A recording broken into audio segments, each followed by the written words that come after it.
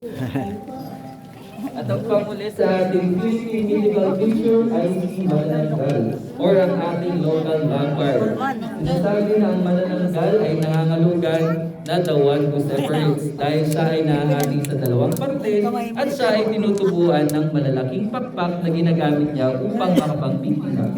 At kailangan sa kanyang biktima ay ang mga bagong silang na sanggol. Sinasabi rin na mga manananggal ay sa umaga ay sila ay nagaanyo bilang isang magandang dilag na ginagamit nila upang makapagbiktima. Maaaring matalo ang isang manananggal sa pamamagitan ng pagsaboy ng asin, bawang, katulad ng abo, at sila ay takot sa daggers or mga patalim at saliwatan.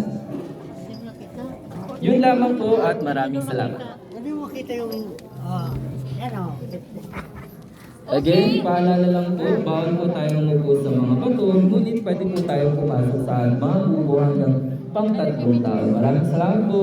Picture time kayo nakadangkan. picture mo. Picture ka. Picture ka? Sabi? Ay, halika na rito. Dito ka.